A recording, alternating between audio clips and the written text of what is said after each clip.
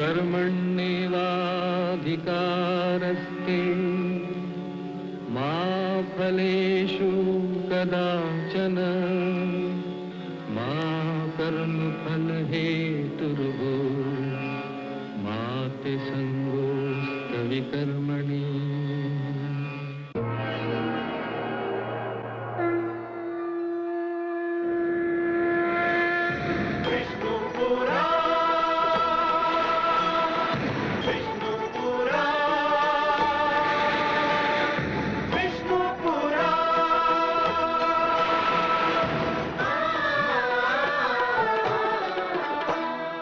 जीव ज्ञान ब्रह्म ज्ञान अथ श्री विष्णु पुराण ओम की कथा महान जय श्री विष्णु पुराण विष्णु पुराण विष्णु पुराण विष्णु पुराण।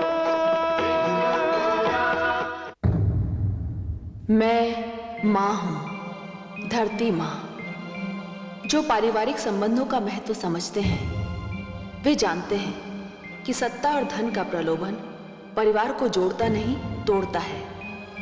वे रिश्तों की पवित्रता का सम्मान करते और अडिग रहते हैं। मुझे विश्वास था कि राजकुमार भरत महारानी कैकेयी की नासमझी को पुत्र प्रेम मानने से इनकार कर देंगे, और यही हुआ भी। कैकेयी ने जिसे ममता समझा था वो कोरा नीच स्वार्थ था। इस स्वार्थ ने माता को पुत्र की दृष्टि से गिरा दिया, क्योंकि भरत के लिए श्री राम का प्रेम जीवन का दूसरा नाम था। श्री राम को अभी तक समाचार नहीं मिला था कि उनके जाने के बाद अयोध्या पर क्या बीती। अयोध्या से जितना प्यार और महाराज के स्वास्थ्य की जितनी चिंता श्री राम को है, उतनी ही जनक दुलारी सीता को भी है।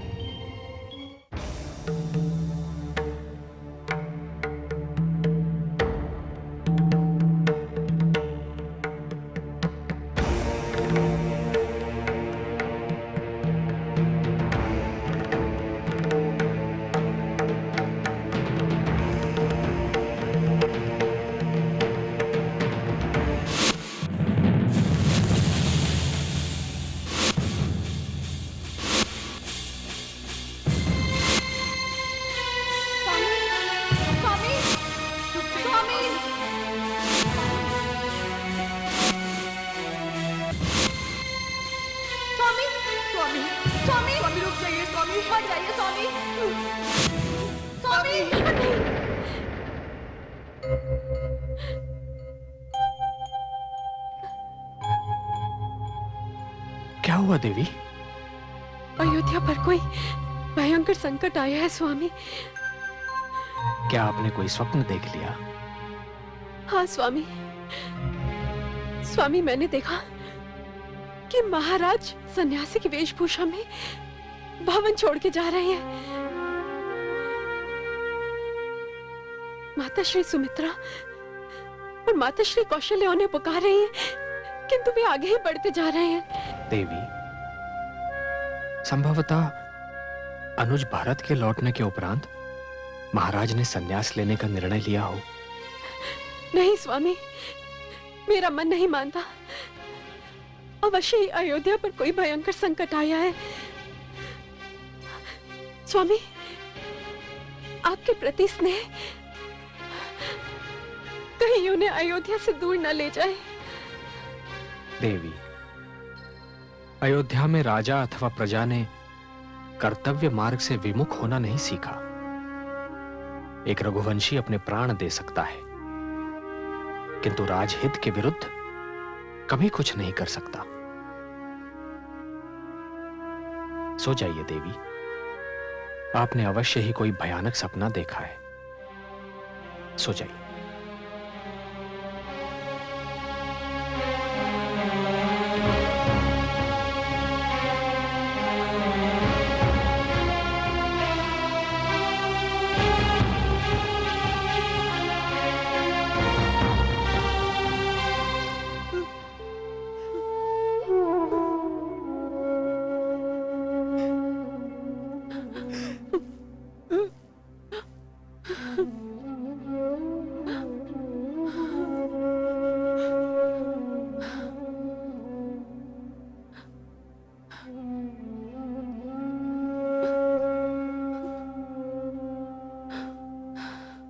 गुरुदेव, हम महाराज की अंतिम यात्रा की सारी व्यवस्था कर चुके हैं। हाँ, अब और विलंब उचित नहीं होगा। महाराज के अंतिम दर्शन का समय भी अब समाप्त हो रहा है।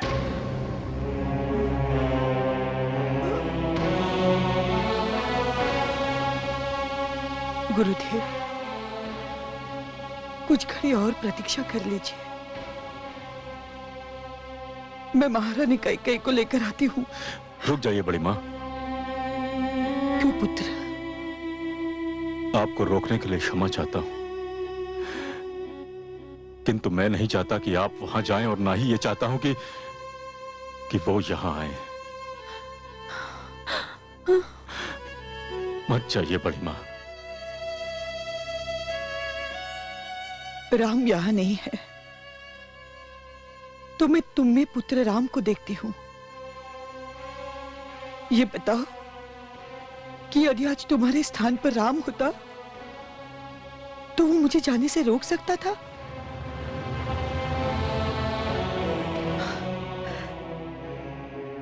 तुमने सदा यही कहा है कि राम तुम्हारा आदर्श है।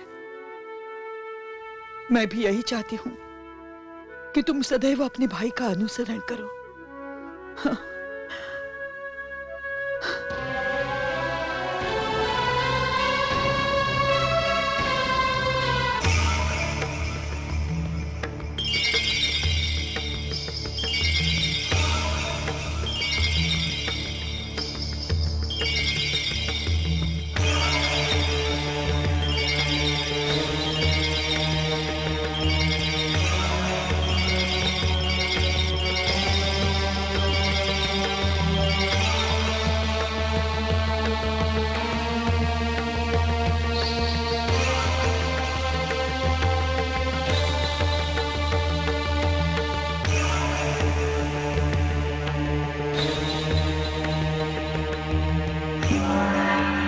कैकेयी,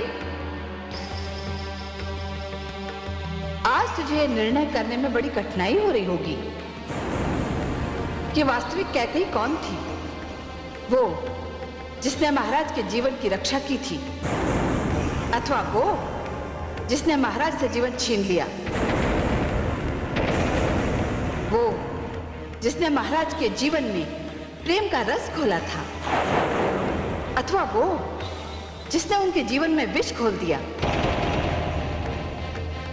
वो जिसने प्रेम बंधन और विवाह को नए अर्थ दिए थे, अथवा वो जिसने प्रेम और विवाह की पवित्रता के सारे अर्थ व्यक्त कर दिए। कैकेयी, कैकेयी, कैकेयी। दीदी, मुझे क्षमा कर दीजिए दीदी, क्षमा। नहीं नहीं, मुझे स्पर्श मत कीजिए। मैं अपवित्र हूँ। मुझे स्पर्श करके स्वयं को अपवित्र मत कीजिए। मैं अभागन हूँ, मैं पापन हूँ, मैं महाराज की मृत्यु का कारण हूँ। मैंने एक घर को तोड़ा है। मैंने तो समस्त नारी जाति को कलंकित कर दिया। नारी तो एक घर जोड़ती है,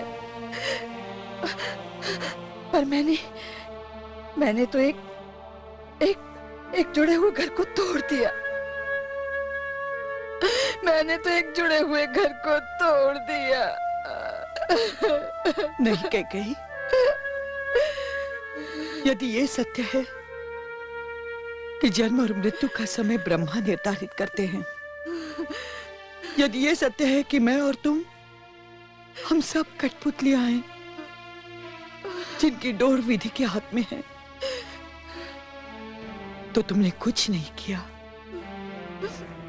जो हुआ वो होना ही था। ये नियति का निर्णय था। इसमें कोई कुछ नहीं कर सकता था। हमारे स्वामी की आज ये अंतिम यात्रा है। आज के उपरांत हम उनका मुख कभी न देख पाएंगे। चलो महाराज के दर्शन कर लो। चलो कैकेयी, बहुत देर हो चुकी है। चलो।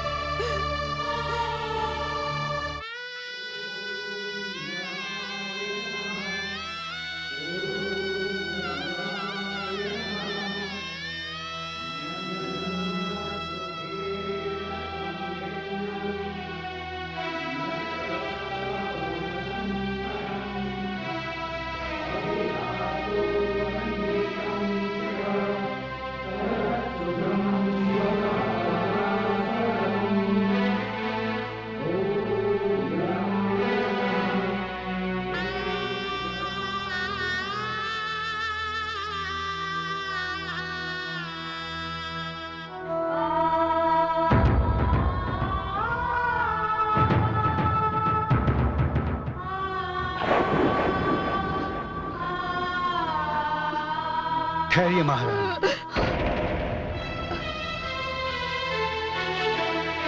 क्या बात है महामंत्री? मेरी कर्तव्य निष्ठा मुझे बोलने पर विवश कर रही है। यदि मैं आज न बोला महारानी, तो मैं कर्म निवास विमुख होने का अपराधी हो जाऊंगा। आप क्या कहना चाहते हैं? महारानी कैकेयी यहां आ गई, यही बहुत है। किंतु वो महाराज के शरीर को स्पर्श नहीं कर सकती। आप अयोध्या के महारानी को रोक रहे हैं महामंत्री? महारानी, इसे आप मेरा दुस्साहस समझिए, किंतु मैं विवश हूं। क्या विवशता है आपकी? महाराज का आदेश था कि महारानी कैकेयी को उनके शरीर को स्पर्श न करने दिया जाए। जिसने ये आदेश दिया था, अब वो इस संसार में नहीं है। किंतु महारानी, जिसने वो आदेश सुना, वो तो इस संसार में है।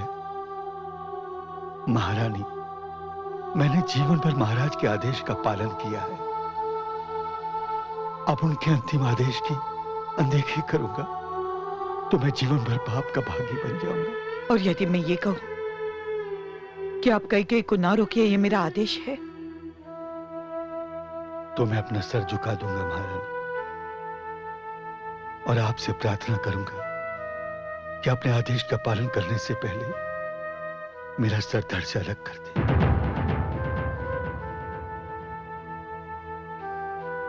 महारानी, मैं रघुवंशी नहीं हूं, किंतु मैंने रघुवंशियों का नमक खाया है। मैं अपने जीते जी सहन नहीं कर सकता कि रघुवंशी महाराज का वचन अधूरा रह जाए। महामंत्री सत्य कह रहे हैं। मेरे कारण महाराज को जीते जी घोर पीड़ा सहनी पड़ी। मैं नहीं चाहती अब मेरे कारण उनकी आत्मा को भी कोई पीड़ा सहन करनी पड़े।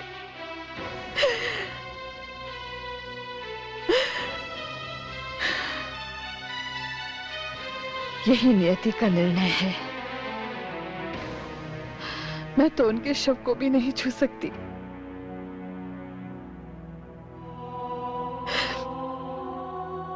किंतु यदि मेरे पति का यही आदेश है, तो मैं इस दुख को अपने मन में छुपाकर उनके आदेश का पालन करूंगी। उनके आदेश का पालन करूंगी। उनके आदेश का पालन करूंगी। कैकेयी,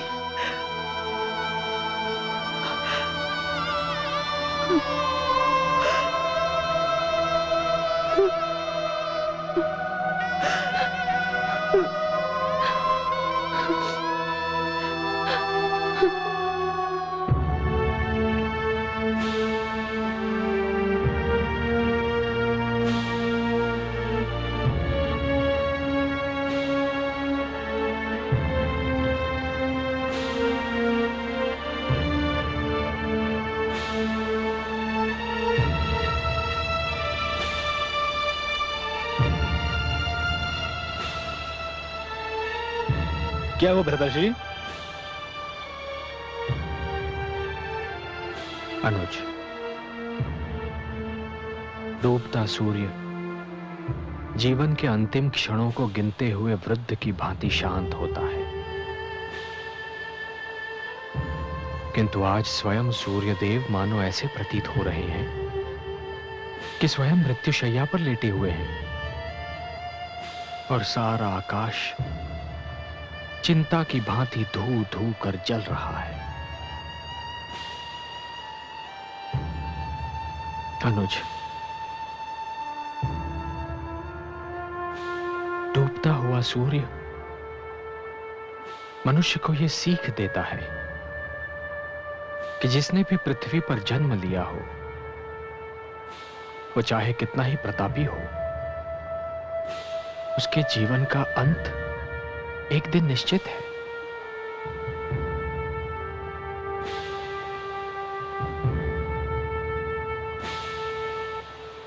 हे शिव, सबको शांति दीजिए।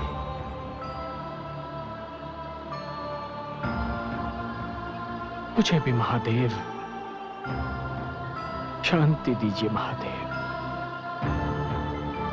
आज मेरा मन बहुत अशांत है, शांति दीजिए।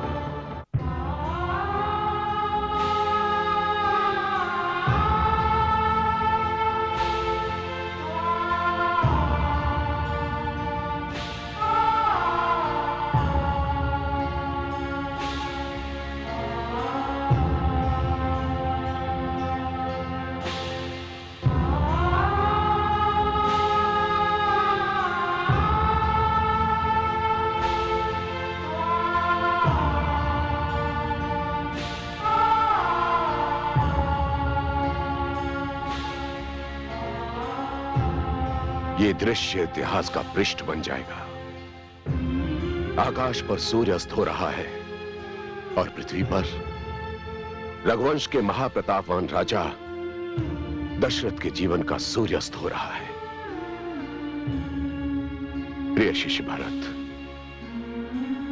अपने पिता महाराज को मुखाग्नि दो।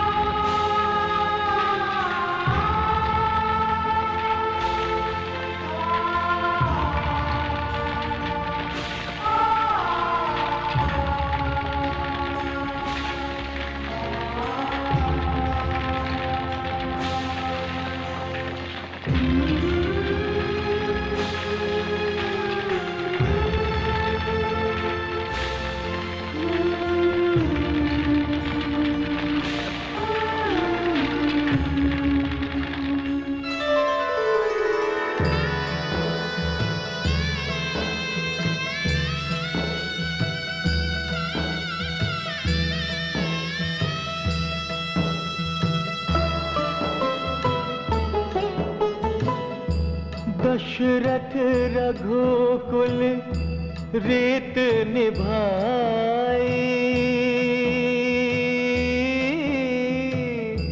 प्राण जाए पर वचन न जाए।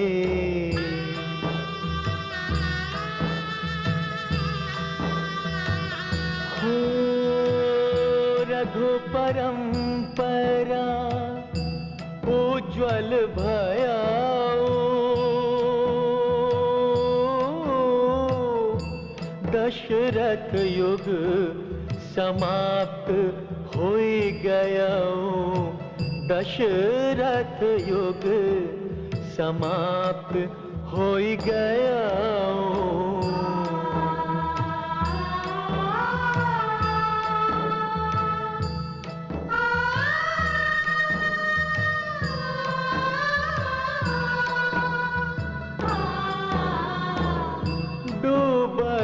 अवध अश्रु के जल में,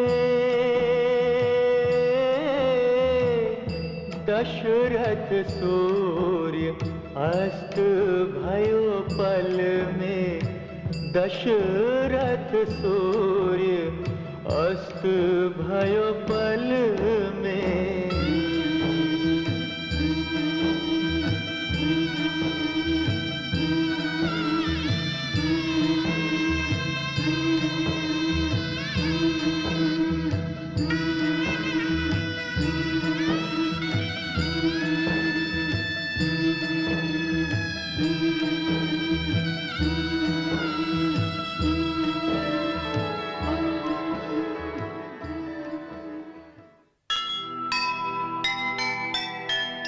दशरथ को सब कुछ मिला, राजपाट धन धाम। क्या कहने सौभाग्य के, मिले पुत्र श्री राम। राजपाट धन धान सब, आया न कोई काम। देने को अंतिम विदा, पास नहीं जब राम, पास नहीं जब राम। जीव ज्ञान ब्रह्म ज्ञान, अथ श्री विष्णु पुराण।